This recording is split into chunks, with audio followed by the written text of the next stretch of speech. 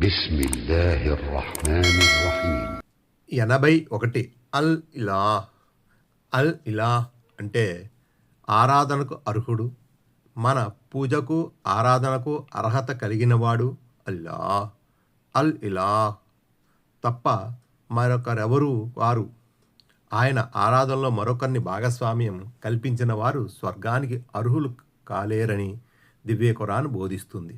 అర్హత లేనిదే మనము దేన్నీ పొందలేం. ఒక వస్తువును కొనాలంటే మన దగ్గర కొనుగోలు శక్తి అంటే డబ్బులు కావాలి. అప్పుడే మనము ఆ వస్తువును కొనే అర్హత కలిగి ఉన్నాం.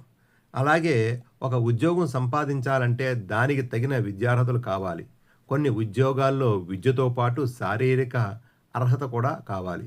యజమాని లేక ప్రభుత్వం అర్హుల్నే ఎంపిక చేస్తారు కానీ పనికిరాని వారిని ఎన్నుకొని జీతాలు ఇవ్వరు కదా. ఇలా అన్ని చోట్ల దేనికైనా అర్హత ముఖ్యమైనది.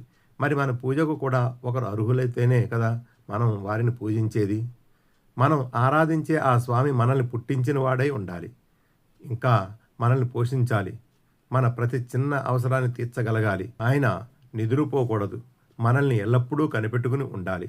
సకాలంలో వర్షాలు కురిపించాలి, పంటలు పండించాలి. మనల్నే కాదు, ఈ సృష్టిలోని ప్రాణికోటిని పుట్టించాలి, పోషించాలి. మనలాగే వాటి అవసరాలు తీర్చేవాడై ఉండాలి. ఈ సృష్టి సర్వాన్ని సంరక్షించేవాడై ఉండాలి ఆ స్వామి. అలాంటి స్వామినే మనం మొక్కాలి కానీ దేన్ని సృజించలేని పోషించలేని సృష్టితాలు మన పూజకు ఎలా అర్హత కలిగి ఉంటాయి? సాటి సృష్టితాలకు మనమే లేనిపోని అర్హతలు కల్పించి వాటిని పూజిస్తున్నాం. అవి మన మొరలను ఆలకించలేవు, ఎలాంటి అవసరాలని తీర్చలేవు.